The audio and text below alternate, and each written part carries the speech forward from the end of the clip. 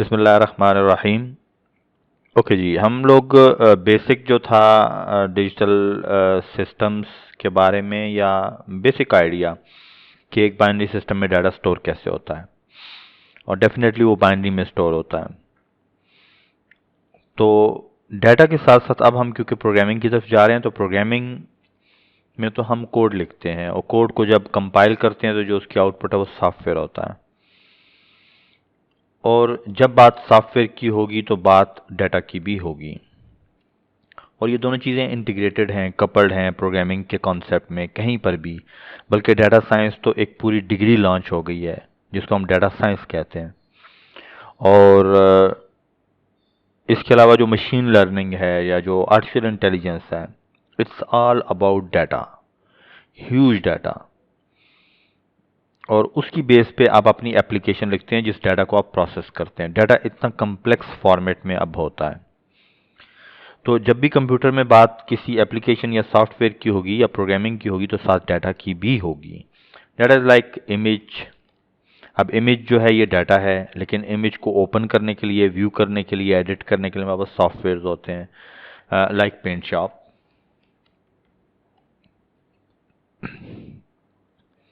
या अडोबे। इसी तरह हमारे पास अगर ऑडियो है, ऑडियो कोई ट्रैक है, तो ऑडियो इज अ डाटा, लेकिन इसको प्ले करने के लिए हमारे पास कुछ सॉफ्टवेयर चाहिए। तो पहले मीडिया प्लेयर होता था, लेकिन अब विंडोज 10 में ग्रूव है। विंडोज 10 अगर इंस्टॉल्ड है तो आप देख सकते हैं उसमें ग्रूव के थ्रू ऑडियो फाइल्स प्ले कर सकते हैं। और इसी तरह अगर हमारे पास से वीडियो है, तो video is once again a data, और इसको प्ले करने के लिए मीडिया प्लेयर होता है। तो ये सब एप्लीकेशंस हैं जिसको हम सॉफ्टवेयर कह रहे हैं।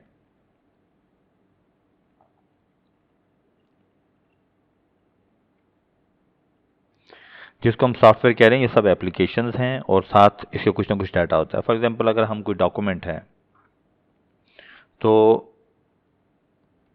डॉक्यूमेंट में डाटा होगा, लेकिन इसको ओपन करने के लिए, एडिट करने के लिए हम नॉर्मली माइक्रोसॉफ्ट वर्ड यूज़ करते हैं। माइक्रोसॉफ्ट वर्ड एप्लीकेशन है, सॉफ्टवेयर है। एट टाइम्स ये सोर्स कोड जो कि माइक्रोसॉफ्ट वाले डेवलप करते हैं, फिर उसको कंपाइल करके एक एग्जीक्यूटेबल शेप में आपको माइक्रोसॉफ्ट वर्ड दे देते हैं। तो इससे और बहुत सारे डाटा और एप्लीकेशन आपस में कपल्ड हैं। तो बुनियादी चीज़ ये है कि हम जितना भी आगे कोडिंग करने जा रहे हैं या प्रोग्रामिंग करने चाह रहे हैं, तो उसके दो पार्ट हैं, एक उसका कोडिंग का पार्ट है, एक उसका डाटा का पार्ट है। हम अपना फर्स्ट प्रोग्राम लिखते हैं जी, और प्रोजेक्ट आपको कंसोल एप्लीकेशन स्टार्ट करनी है। यहाँ पर आप मतलब इसमें पूरी विंडोज़ एप्लीकेशन भी बना सकते हैं, ग्राफिकल यूज़र इंटरफेस जिस तरह ये हमारे सामने नज़र आ रहा है। और मल्टीमीडिया ऑप्शन है, और फिर Win32 एप्लीकेशंस, और इवन एनिमेशन एग्जांपल्स अवेलेबल हैं। कंसोल एप्लीकेशन बना सकते हैं, लेकिन हम फिलहाल बेसिक में कंसोल एप्लीकेशन यूज़ करेंगे।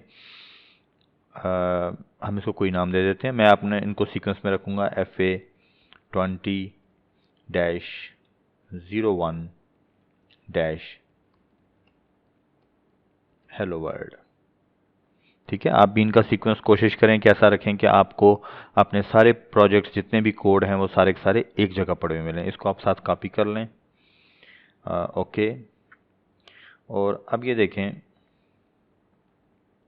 मैं यहाँ पर आईसीपी में लैब्स है, मैं यहाँ पे क्लास कर देता हूँ, और क्लास के अंदर मैं एक फ़ोल्डर बनाऊंगा जो कि इसी नाम का होगा, FA2001 हेलो वर्ल्ड। देखें, ये प्रोजेक्ट .dv जो है ये प्रोजेक्ट है, इसको मैं इस फोल्डर में स्टोर करूँगा, सेव करूँगा। ठीक है, तो ये .dev फाइल है जो कि प्रोजेक्ट फाइल है, और ये सेव हो गया। अब ये देखें, ये प्रोजेक्ट है। प्रोजेक्ट के अंदर हमारे पास इस वक्त ये प्रोजेक्ट नेम है, उसमें main.cpp। तो हम लास्ट लेक्चर में भी देख रहे थे कि CPP या .c या .h, इससे हमारे पास बहुत सारी एक्सटेंशंस होती हैं, फाइल एक्सटेंशंस। तो main.cpp हमारी मेन सोर्स कोड फाइल होगी, जिसको हम कंपाइल करेंगे तो exe फाइल बनेगी। अब हम main.cpp को सेव कर देते हैं और ये देखें एग्जैक्टली उसी फोल्डर में, मतलब मेरे पास ये डॉक्यूमेंट सेम1 सेमेस्टर 1 आईसीपी क्लास और उसके अंदर ये फोल्डर है जिसके अंदर मैं इसको main.cp को सेव कर रहा हूँ। अब यहाँ पे कोई स्टैटिक नहीं है, तो जब मैं इसको एंटर करूँगा तो यहाँ पर देखें स्टैटिक लगा हुआ है, इट मीन्स कि मेरी फाइल सेव्ड नहीं है। ये क्या स्ट्रक्चर है, इसको फिलहाल छोड़ दें। यूजिंग नेम स्पेस std,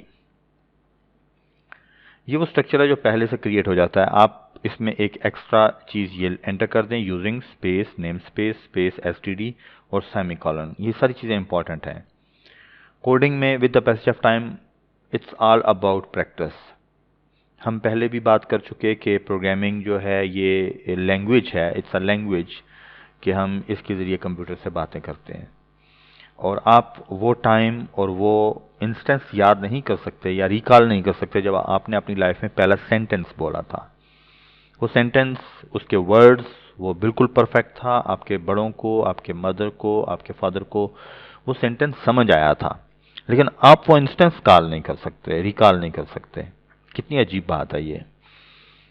तो आपको मुमकिन है उस वक़्त उसका मीनिंग आपको पता था, क्योंकि आप वो सेंटेंस जहां पर ज़रूरत होती थी वहीं पे बोलते थे। तो ये सारा कुछ कैसे हुआ, आपको यूजेज से समझ आया कि वो जो लोग आपके सामने हैं, आपके दाएं बाएं हैं, वो सेंटेंस को, उन वर्ड्स को किस टाइम पे, किस स्पेस में, कहां पर यूज करते हैं। तो प्रोग्रामिंग आपको यूजेज से समझ आती है क्योंकि ये लैंग्वेज है। तो जस्ट आप इसकी प्रैक्टिस करें और ढेर सारे कोड लिखें। और दुनिया में कोई 100-200 कोड नहीं है, कोई कोर्स कंटेंट्स नहीं है हम आपको कह देंगे ये कोर्स कंटेंट्स है, तैयार कर लें आप पास हो जाएंगे। इट्स अबाउट क्रिएटिविटी, आप कुछ नया बना सकते हैं इसमें। दुनिया में बिलियंस ऑफ कोड हैं, रोज़ नए नए कोड लिखे जाते हैं। So let's get started. हम जस्ट शुरू कर देंगे और करते रहेंगे तो ये नए नए कोड करते रहेंगे तो आप with the passage of time convenient हो जाएंगे। कहानियां सुनाने से ये आपको नहीं आएगी, ठीक है। सी आउट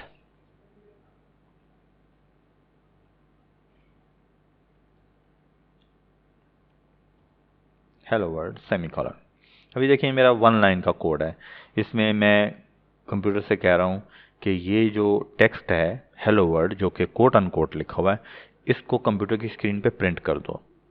तो जब मैं इसको कंपाइल करूँगा, एग्जीक्यूट, कंपाइल एंड रन,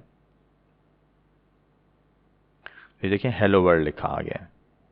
अब देखें ये एप्लीकेशन बन गई है। देखें FA20-01-helloworld.exe, जबकि यहाँ पर ये फाइल main.cpp, ये उसका सोर्स कोड है, ये उसका प्रोजेक्ट है। तो ये इसकी फाइल बनी है। अभी मैं आप लोगों को ज़रा उस पाथ पे जाके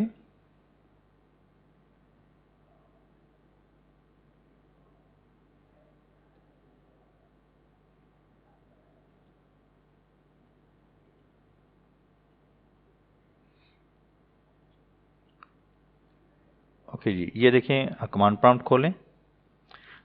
कमांड प्रॉम्प्ट पे ये वाला पाथ कॉपी और कमांड प्रॉम्प्ट पे इसको cd और राइट क्लिक करेंगे माउस से तो ये पेस्ट हो जाएगा। तो हम इस पाथ पे चलेंगे, एग्जैक्टली dir लिखें, dir कमांड है। जो कुछ आपके पास इस फोल्डर में वो सारा कुछ यहाँ पर भी लिस्ट हो गया है। से इसमें एक dev फाइल है, एक exe फाइल है, main.cpp है, main.o है, makefile.win है। ये कितना बाइट्स कितनी बाइट्स ले रही हैं, कब क्रिएट हुई हैं, किस टाइम पे क्रिएट हुई हैं। 5 फाइल्स हैं, 2 डायरेक्टरीज हैं, और वो डॉट और double dot 2 directories normally exist करती हैं हमेशा, और इनका क्या साइज है, ठीक है। तो अब हम इस फाइल को रन करते हैं, इस फाइल को। तो मैं इसको यहाँ से कॉपी कर लेता हूँ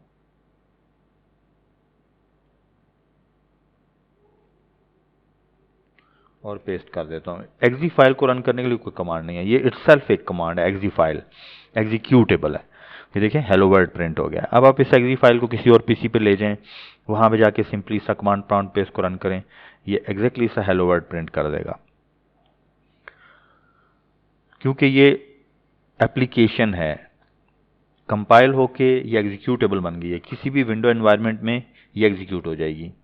अगर आप इसी कोड को लिनक्स में लिखें और लिनक्स में जाके उसको कंपाइल करें तो उसकी जो आउटपुट फाइल होगी वो बन जाएगी, और आप उसको किसी भी लिनक्स सिस्टम में ले जाएं और वहाँ पर रन हो जाएगी। तो प्योरली ऑपरेटिंग सिस्टम पे डिपेंड करता है कि उसकी आउटपुट फाइल या एग्जीक्यूटेबल फाइल किस फॉर्मेट में होती है। विंडोज़ में क्योंकि एक्जी फॉर्मेट में होती है, EXE फाइल होती है विच मीन्स एग्जीक्यूटेबल, तो यहाँ पर ये कमांड प्रॉम्प्ट पे प्रिंट रन हो रही है, हेलो वर्ल्ड प्रिंट हो गया। अब आप इसको ओपन रहने दें और सोर्स कोड में कुछ भी चेंज कर दें, हेलो बेल 1, और एग्जीक्यूट कंपाइल एंड रन करें। अब ये नया कोड एग्जीक्यूट हो गया। अब आप यहाँ पर आएँ, उसी फाइल को दोबारा रन कर लें, हेलो बेल 1, चेंज हो गया मैसेज। अब ये पोर्टेबल फाइल है, ये ऐसी फाइल है जो कि अक्रॉस विंडो एनवायरनमेंट आप कहीं पर भी ले जाएं। ये देखें काफ़ी बड़ा साइज़ है इसका, उसकी रीजंस कुछ और हैं, हम बाद में डिस्कस करेंगे। It's like 1.83 MB।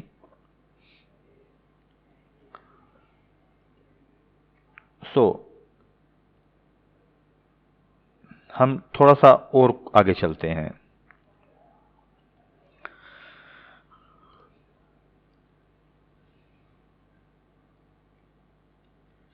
Int x is equal to 23,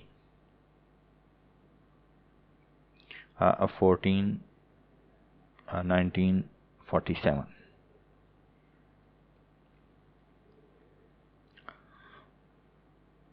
and then cout double quote Pakistan, और यहां पर हम x लिख देते हैं। अब देखें क्या मैसेज प्रिंट होता है। सॉरी, एक इसमें इसको हम फिलहाल कमेंट कर देते हैं। देखिए कमेंट कैसे करते हैं, हम डबल स्लैश लगा देंगे तो अब ये वाली लाइन कमेंट हो गई है। कमेंट का मीनिंग ये है कि कंपाइलर इसको नहीं पढ़ेगा, बिल्कुल भी नहीं पढ़ेगा इसको, और पहले इस लाइन को पढ़ेगा, इस लाइन को, इस लाइन को।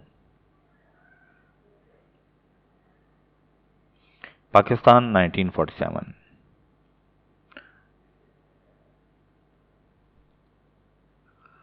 सो डिफरेंस क्या है, यह हमने कंप्यूटर को बताया कि हमें एक वेरिएबल x, जिसका अलजेब्रा में होता है, हम उसको इनिशियलाइज कर रहे हैं किसी वैल्यू से, वेरिएबल नेम वैल्यू, और इसको हम इक्वल साइन की बजाय सी लैंग्वेज में या प्रोग्रामिंग में असाइनमेंट ऑपरेटर कहते हैं।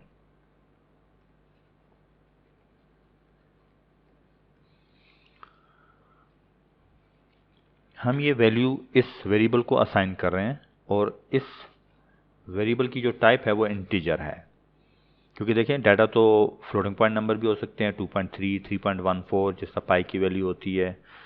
तो हम उसको इनफैक्ट कंप्यूटर को ये गाइड कर रहे हैं कि हमें इंटीजर टाइप का कुछ लोकेशन चाहिए मेमोरी में, जिसको हम x के नाम से समझेंगे और उसमें ये वैल्यू सेव करनी है। और उसके बाद हमने प्रिंट कर दिया cout, तो ये जो कुछ कोट अनकोट में लिखा है ये तो एज इट इज़ प्रिंट कर दो, और दोबारा हमने यही आउटपुट ऑपरेटर और फिर x। तो ये एंगल ब्रैकेट्स जो हैं ये हम यहाँ पर भी यूज़ कर रहे हैं। ये क्योंकि हम एक लिटरल स्ट्रिंग इसको कहते हैं, literal string text, simple text हम प्रिंट करना चाह रहे हैं एज इट इज़, जिस तरह लिखा हुआ है, मतलब पाकिस्तान P कैपिटल और पूरा लिख के स्पेस कॉलन स्पेस ये आ जाए और यहाँ तक। उसके बाद x में जो भी स्टोर हुआ है वो प्रिंट हो जाए। तो ये देखें, पाकिस्तान एग्जैक्टली यहाँ तक तो वही स्ट्रिंग है, Pakistan space colon space, exactly string print हुई। यहाँ पे x नहीं प्रिंट हुआ, यहाँ पे x की वैल्यू प्रिंट हुई है, x में जो वैल्यू स्टोर थी वो प्रिंट हुई है। इसको हम कहते हैं वेरिएबल। अब ये वेरिएबल है, ठीक है। तो अब यहाँ पर हम इसको दोबारा एग्जीक्यूट करके देख लेते हैं। देखें पाकिस्तान 1947, क्योंकि कंपाइल होकर एक्जी बन गई है तो अब ये एक्जी उसको प्रिंट कर रहा है।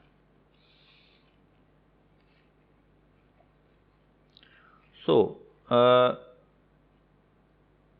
हम सिंपल टेक्स्ट प्रिंट कर सकते हैं, हम कोई वेरिएबल बना सकते हैं और उसमें प्रिंट। हम थोड़ा सा बात करते हैं, ये हमने x लिखा, हम इसको वैल भी लिख सकते थे, हम इसको कुछ और भी लिख सकते हैं। तो इस चीज़ को हम कहते हैं आइडेंटिफायर। तो सीक्वेंस ये बनेगा, इसको हम कहते हैं data type, identifier, assignment operator, value. तो ये देखिए अब क्या सीक्वेंस बन रहा है, data type space identifier. Identifier user की मर्जी है कि वो क्या लिखता है, एक्स वाई जी, वैल, एज, या कुछ भी हो सकता है। तो कोशिश हम नॉर्मली आइडेंटिफायर के लिए करते हैं कि कोई प्रॉपर नेम हो, कोई नाउन हो जो कि बहुत डिस्क्रिप्टिव हो, किसी को पढ़ के समझ आ जाए कि इस वेरिएबल में क्या स्टोर किया हुआ है। तो अलजबरा में तो हम एक्स वाई जी लिखते हैं, लेकिन यहाँ पर आइडेंटिफायर के कुछ रूल्स हैं जो अगर आप फॉलो करें उसके बावजूद आप बहुत वैरायटी में ये वेरिएबल नेम लिख सकते हैं। मैंने वैल लिखा, मैं इसको वैल की बजाय इंडिपेंडेंस पूरा लिख दूँ, या कोई इंडिपेंडेंस डे लिख दूँ, या इंडिपेंडेंस ईयर लिख दूँ। लेकिन मैं पूरा मतलब इंडिपेंडेंस और ईयर, सिंपल ईयर लिख देता हूँ, ठीक है।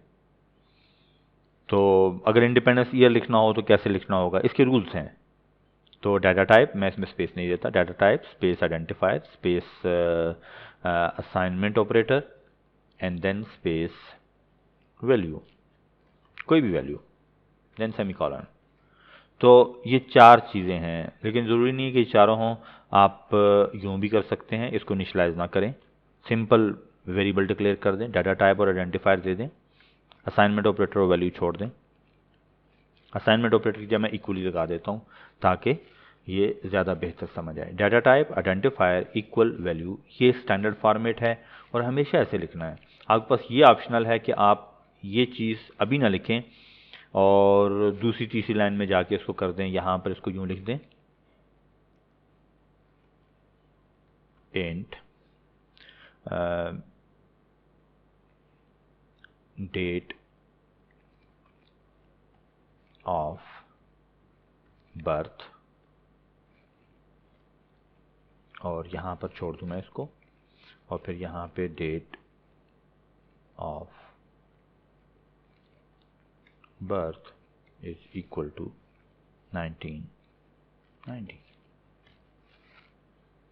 देखिए मैंने दो लाइनों में किया, पहले मैंने जस्ट वेरिएबल या आइडेंटिफायर डिक्लेयर कर दिया, वेरिएबल डिक्लेयर किया, फिर उसको वैल्यू असाइन की। तो 2 स्टेप्स में कर दिया, यहाँ पर एक ही लाइन में कर दिया।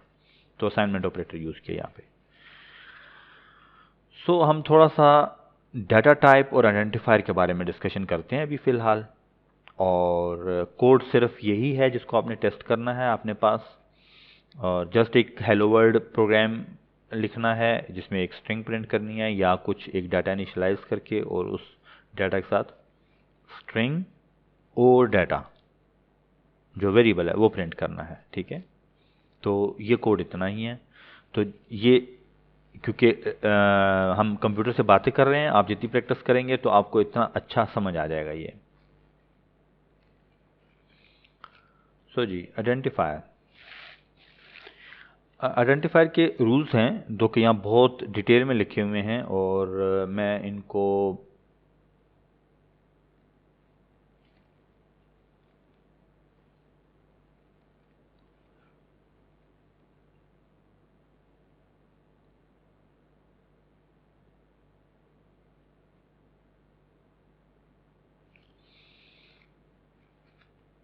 इसमें जो बोल्ड किए हुए हैं फर्स्ट और सिक्स्थ, ये 2 मेन रूल्स हैं। अगर आप इन 2 को समझ लें तो आपको बाकी समझ आ जाएंगे। A valid identifier is a sequence of 1 or more letter digits or underscore characters, ठीक है। बाय द वे हमारे पास क्या वैरायटी है कि हमारे पास कीबोर्ड पे अल्फ़ाबेट्स होते हैं, अल्फ़ाबेट्स। इसके अलावा हमारे पास डिजिट्स होते हैं, और डिजिट्स के अलावा हमारे पास स्पेशल कैरेक्टर्स होते हैं। स्पेशल कैरेक्टर अल्फ़ाबेट्स में हमारे पास कैप्स और स्मॉल दोनों होते हैं। A comma B comma C and so on, and similarly A comma B comma and so on. तो ये अल्फ़ाबेट्स होते हैं। इसके अलावा हमारे पास डिजिट्स होते हैं 0 1 2 सॉरी डिजिट्स होते हैं। स्पेशल कैरेक्टर्स क्या हैं? Bang sign, at sign, hash sign, dollar sign, ampersand sign, caret sign, and इसको हम अंडरस्कोर कहते हैं, ठीक है, जो ईमेल में भी आप यूज़ करते हैं अंडरस्कोर। और इसको हाइफन कहते हैं, जो बिल्कुल सेंटर में डैश होती है उसको हाइफन कहते हैं, ठीक है। तो मतलब आपको कुछ थोड़ा बहुत स्पेशल कैरेक्टर्स का पता होना चाहिए। हम इनको नॉर्मली क्या कहते हैं? हम इसको ये बैंक साइन या इसको एक्सक्लेमेशन साइन कहते हैं, at sign, hash, dollar, ampersand, इसी तरह डॉट और बहुत कुछ है। मतलब स्पेशल कैरेक्टर्स में ढेर सारे कैरेक्टर्स हैं, जो कि इवन स्पेस भी स्पेशल कैरेक्टर है, जो कि हम स्पेस इट्स नॉट प्रिंटेबल, लेकिन स्पेस भी स्पेशल कैरेक्टर है। और इनको हम एंगल ब्रैकेट्स कहते हैं, ये हम ज़्यादा यूज़ करते हैं या ये यूज़ करते हैं, ठीक है। तो हम जब थोड़ा सा आगे चल के डिटेल में ऑपरेटर्स वगैरह पढ़ेंगे, प्लस माइनस और ये चीज़ें जो कि अलजेब्रा में भी पढ़ी जाती हैं, मैथ्स में भी, तो हम इनके बारे में ज़्यादा डिटेल में देखेंगे। लेकिन फिलहाल हम कह रहे हैं कि हम एक valid identifier is a sequence of one और मोर लेटर्स मीन अल्फ़ाबेट्स, डिजिट्स और अंडरस्कोर कैरेक्टर। देखें इसमें हमारे पास ढेर सारे स्पेशल कैरेक्टर्स, हम जस्ट अंडरस्कोर यूज़ कर सकते हैं, इसके अलावा कोई स्पेशल कैरेक्टर नहीं यूज़ कर सकते, including space. Space is a special character. और अगर आप इस लाइन पे आ जाएं तो in no case they can begin with digit. Digit से नहीं आप स्टार्ट कर सकते, अंडरस्कोर से स्टार्ट कर सकते हैं, क्योंकि हम पहले कह रहे हैं कि अल्फ़ाबेट्स हो सकते हैं, उसमें लेटर्स हो सकते हैं और डिजिट्स हो सकते हैं। तो लेटर्स और डिजिट्स हो सकते हैं, डिजिट्स स्टार्ट में नहीं आ सकते, बाद में आ सकते हैं। तो ये इन बिटवीन जो रूल्स लिखे हुए हैं, neither space nor punctuation marks, ये थोड़ी सी डिटेल्स हैं जो हमने डिस्कस कर ली। कि जब हमने बात कर दी कि स्पेशल कैरेक्टर्स में से जस्ट अंडरस्कोर आ जाता है, तो ये उन्हीं को एक्सप्लेन किया हुआ है। Only letter digits single underscore characters are valid. In addition variable identifier always have to begin with letter. तो ये बात भी इसमें आ गई कि आप सिर्फ डिजिट से स्टार्ट नहीं कर सकते, बाकी आप कर सकते हैं। They can also begin with an underline character या अंडरस्कोर कैरेक्टर। तो ये भी वही बात है कि हम कह रहे हैं डिजिट से नहीं स्टार्ट हो सकता, तो अंडरस्कोर और लेटर से स्टार्ट हो सकता है। तो मेन ये 2 रूल्स हैं जो यहाँ पर हाईलाइटेड हैं, और वो यही हैं कि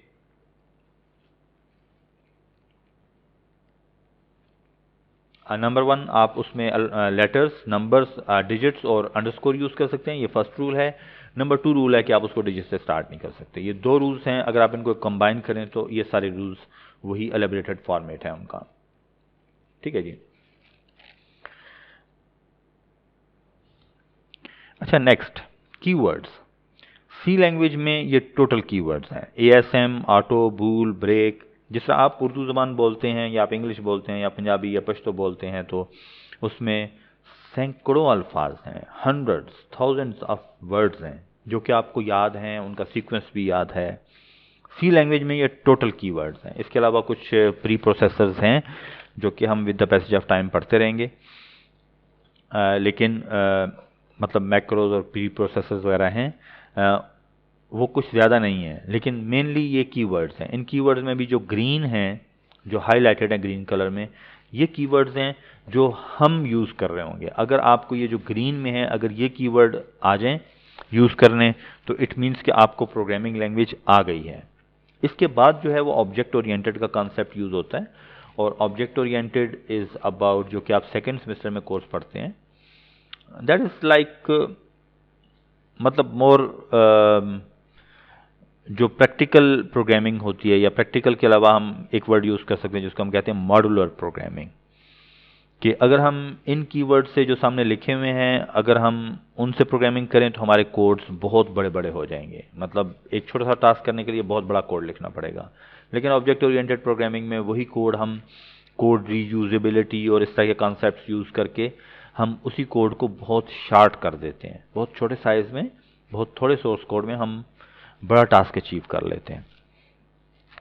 तो अब अंदाज़ा लगाइए कि अगर इस पूरे कोर्स में हमारा टास्क ये जो ग्रीन हाईलाइटेड कीवर्ड्स हैं इनको यूज़ करना है वैरायटी में, और ढेर सारी मैथ की एप्लीकेशंस भी हम बनाएंगे और कुछ दूसरी एप्लीकेशंस भी बनाएंगे, तो को बहुत बड़ा टास्क नहीं है। मेन चीज़ प्रैक्टिस है कि आप कैसे प्रोग्रामिंग को, या जो हमारे पास आईडी है जिसके अंदर हम कोडिंग कर रहे हैं उसकी क्या रिक्वायरमेंट्स हैं, कंपाइलर की क्या रिक्वायरमेंट्स हैं, उनको पूरा करते रहें। आइडेंटिफायर के रूल्स हमें पता चल गए, तो हम कुछ थोड़ी सी अभी प्रैक्टिस कर लेते हैं कि हम कुछ वेरिएबल्स को डिक्लेयर करते हैं, उसमें डाटा स्टोर करते हैं और मतलब आगे चलते हैं। ओके जी, हम डाटा टाइप्स की बात करने से पहले हम ये देख लें डाटा के टाइप्स हैं क्या। मेनली प्रोग्रामिंग के अंदर अगर हम देखें एडवांस डाटा जो है उसमें तो इमेज, ऑडियो, वीडियो सब कुछ आ जाता है। ये सारा डाटा आप प्रोग्रामिंग में रीड कर सकते हैं, इनको मॉडिफाई कर सकते हैं। आप ऑडियो फाइल को रीड कर सकते हैं, उसको मॉडिफाई कर सकते हैं। एंड ऑफ द डे सारा डाटा बाइनरी में है, ठीक है। भले वो नंबर्स हैं, भले वो ऑडियो है, वीडियो है, या इमेजेस हैं, या कुछ भी है, वो सब का सब बाइनरी में रिप्रेजेंट हुआ है। और हमने ये देख लिया कि हम नंबर्स को बाइनरी में कैसे रिप्रेजेंट करते हैं। तो इतना मुश्किल काम नहीं है नंबर्स को बाइनरी में रिप्रेजेंट करना।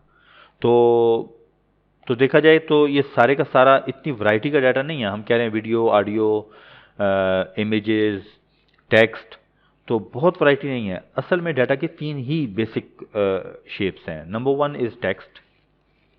Text is like how are you. कोई टेक्स्ट लिखा हुआ है आपने, इंग्लिश में टेक्स्ट लिखा हुआ है जिसमें अल्फ़ाबेट्स भी हैं, लेटर्स हैं, स्पेशल कैरेक्टर्स हैं, डॉट आ जाता है, हाइफन आ जाता है, सारे स्पेशल कैरेक्टर्स, डिजिट, सब कुछ आ सकता है उसमें, ठीक है।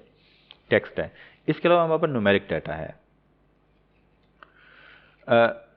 टेक्स्ट में भी लिखा जा सकता है कि 1947 कहीं टेक्स्ट में लिखा हो, लेकिन न्यूमेरिक डाटा में वो और तरह से सेव होता है बाय वैल्यू, और टेक्स्ट में बाय सिंबल। ये हम आगे चल के बात करेंगे थोड़ा सा कि टेक्स्ट में और तरह सेव होता है, न्यूमेरिक में और तरह। न्यूमेरिक में अगर कहीं पे 1947 लिखा हुआ तो एग्जैक्टली उसकी वैल्यू ही 1947 बन रही होगी। जबकि टेक्स्ट में अगर 1947 लिखा हुआ है तो उसमें 1947 का जो बाइनरी है सिर्फ वो स्टोर हुआ होगा, ठीक है। हम हर स्पेशल कैरेक्टर को 8 बिट बाइनरी में स्टोर कर सकते हैं या 16 बिट बाइनरी में, जिसको हम कहते हैं आस्की।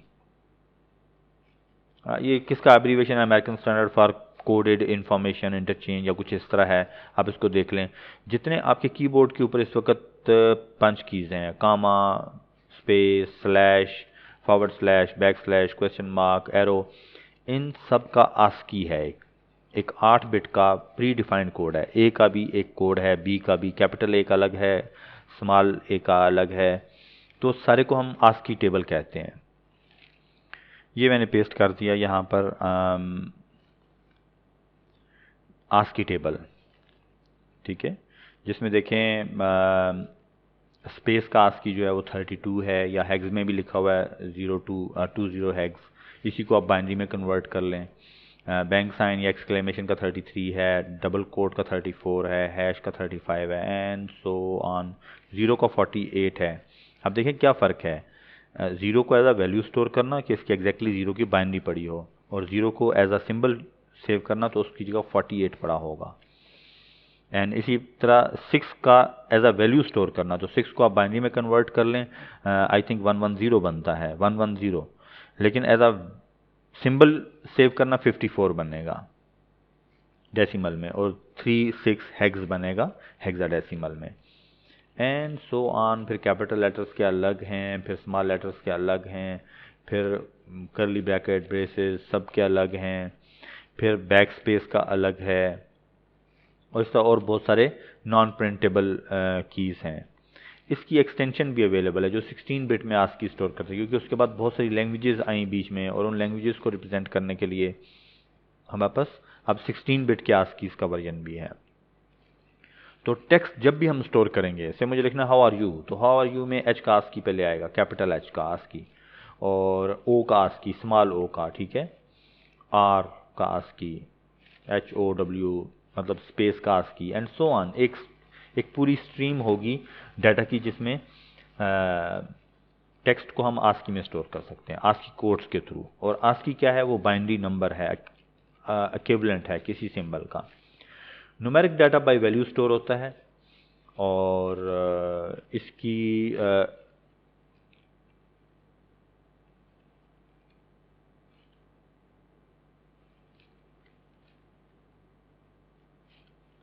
न्यूमेरिक में हमारे पास दो ऑप्शंस हैं, एक इंटीजर है और दूसरा फ्लोट है, फ्लोटिंग पॉइंट नंबर है, और तीसरा हमारे पास बूलियन है। बूलियन इज लाइक बाइनरी 0 1 और true and false.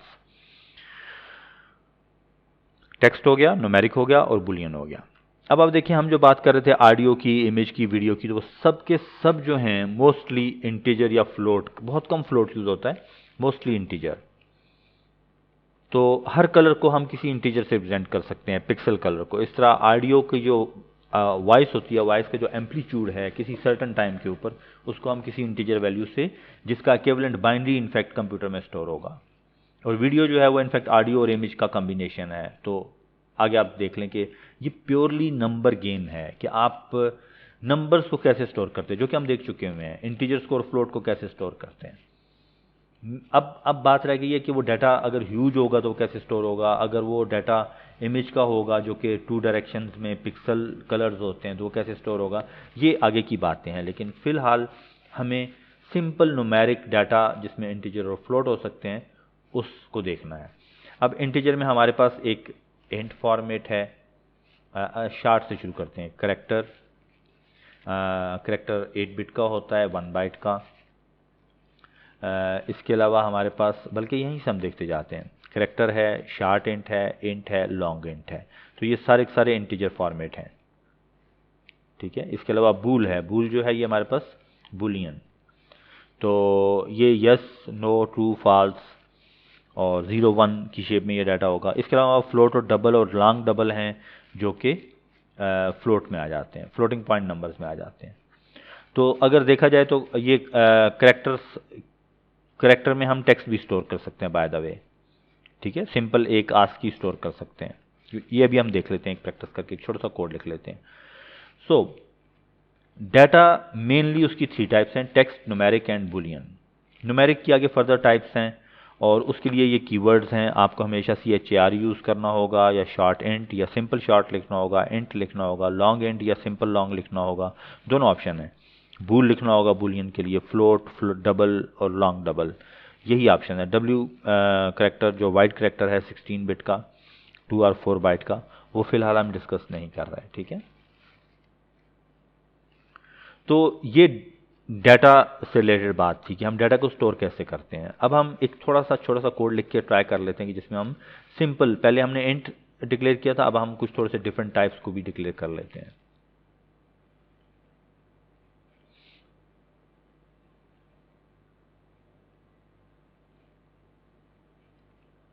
Console application FA20-02- data types. तो मैं साथ ये भी लिख रहा हूँ कि FA20 सेमेस्टर है, 02 सेकंड कोड है और डाटा टाइप्स के बारे में है, ठीक है। इसको मैं Ctrl+A Ctrl+C कॉपी कर लिया सेलेक्ट करके, ओके। और यहाँ से अब मैं अपवर्ड मूव कर रहा हूँ, ठीक है, यहाँ पे। तो क्लास में आके मैं एक न्यू फोल्डर क्रिएट करता हूँ, वहाँ पे Ctrl+V और यहाँ पे इसको सेव कर देता हूँ। तो देखें ये मेरे पास एक नया प्रोजेक्ट बन गया है FA20-02- डाटा टाइप्स, और इसमें main.cpp और main.cpp सेव नहीं है। यहाँ से जाके टॉप से सेव करें और इसको डाटा टाइप्स वाले फोल्डर में सेव करें। अब आप देख सकते हैं कि आपके पास फाइल ओपन, ये देखें इसमें भी main.cpp है जिसमें आपका कोड है, और इसमें भी main.cpp है जिसका आपका कोड है। अगर आप एक फोल्डर में रखेंगे तो ये दो main.cpp ओवरराइट हो जाएंगे। किसी एक फोल्डर में एक नाम से दो फाइलें नहीं हो सकती, और ये गुड प्रैक्टिस है कि हम उसको main.cpp ही रहने दें, जैसे कि हम main1 main2 main3 कर दें। तो ये फोल्डर मैनेजमेंट आपने प्रॉपर करनी है अपने कोड के लिए। देखिए पूरा कंपाइल हुआ तो इसमें काफ़ी सारी फाइलें पड़ी हैं। ये अभी क्योंकि कोड लिखे ही नहीं गया, कंपाइल नहीं हुआ, दो कि अभी मैं इसको कंपाइल कर दूं, ये ब्लैंक कोड है तो इसकी फाइल्स जनरेट हो जाएंगी। जिस तरह इसमें डॉट ऑब्जेक्ट फाइल है जिसकी हमने बात की थी, और डॉट सीपीपी सोर्स फाइल है, और एक्जी आउटपुट फाइल है, ये प्रोजेक्ट फाइल है। खैर मेन इसमें जो सी से रिलेटेड है वो 3 फाइल्स हैं, ये और ये।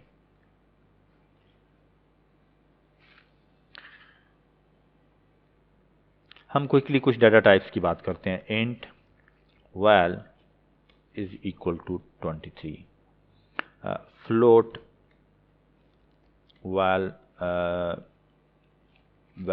Underscore 2 is equal to 34.4, double myval underscore 13 space equal space. अच्छा, ये स्पेस इसलिए लिखते हैं, थोड़ा सा इसकी रीडेबिलिटी बेहतर हो जाती है। नहीं भी लिखेंगे तो कोई एरर नहीं आएगा, लेकिन ये कुछ थोड़ा सा awkward लगता है। इसकी प्रैक्टिस करें कि आप हमेशा ऑपरेटर के राइट और लेफ्ट पे स्पेस दें। तो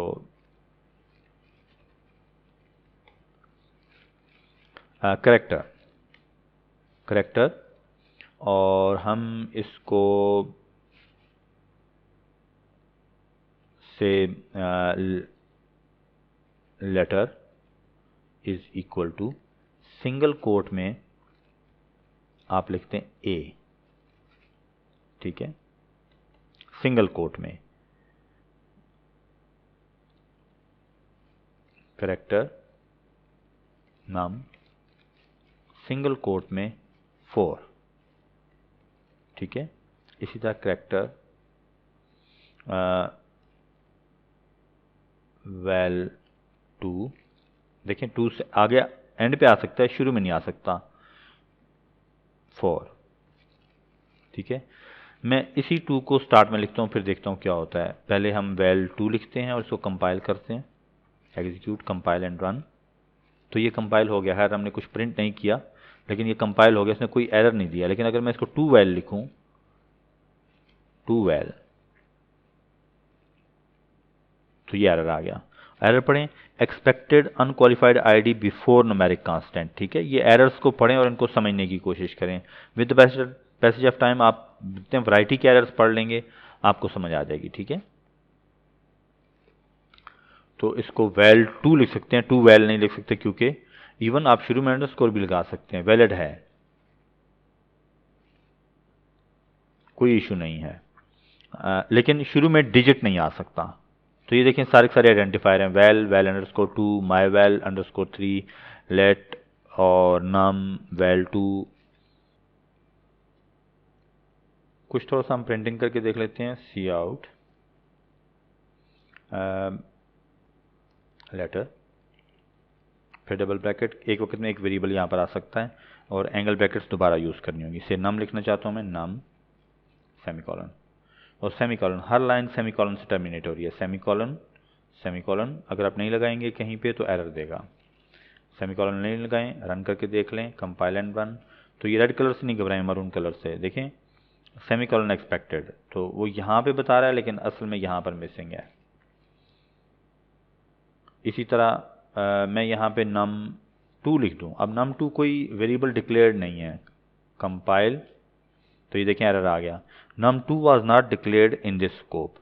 तो आपने एरर को समझना है। एरर कोई ऐसी चीज़ नहीं है कि जो रिमूवेबल नहीं होती, आपको एरर को समझना होता है। आपसे मिस्टेक हो सकती है, स्पेलिंग मिस्टेक हो सकती है, टाइपिंग में मिस्टेक हो सकती है। तो अब ये कंपाइल हो जाएगा। A4 लिख दिया उसने, पहले A और फिर 4, हम इनके दोनों के दरमियान स्पेस देना चाहते हैं तो हम ये स्पेस दे दें, क्योंकि एक वक्त में 2 एंगल ब्रैकेट्स के इन बिटवीन कोई एक वेरिएबल नेम हो सकता है। ये वेरिएबल है लेट, हमने वो प्रिंट कर दिया, यहाँ पे नम प्रिंट कर दिया, आखिर पे सेमीकॉलन है, इसके बाद लगाने की ज़रूरत नहीं है। लेकिन इनके दरमियान स्पेस देनी है तो स्पेस के लिए अलग से आपको एंगल ब्रैकेट लगानी होगी। कंपाइल एंड रन, स्पेस आ गई। आप अलग अलग लाइन पे करना चाहते हैं, \n, तो पहले ये प्रिंट होगा। \n जो है ये इंटरप्रेट ऐसे होता है, न्यू लाइन करेक्टर,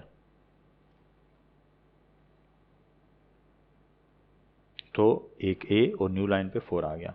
अगर आप यहाँ पे टैब प्रिंट करना चाहते हैं, टैब होता है, टैब, ये की टैब की जिस तरह कीबोर्ड पे होती है, इसका मतलब होता है मल्टीपल स्पेसेस। जो भी डिफ़ॉल्ट सेटिंग है 3, 4, 5 या 6 स्पेसेस, तो उतनी स्पेसेस इकट्ठी आ जाएंगी एक टैब लिखने से। देखें 1, 2, 3, 4, 5, 6, 7, तो ये मेरे कंप्यूटर पे 7 स्पेसेस के इक्वल है टैब, बल्कि 8 ये इंक्लूडेड है। 1, 2, 3, 4, 5, 6, 7, 8, तो यहाँ से यहाँ पे शिफ्ट हुआ तो 8 टोटल।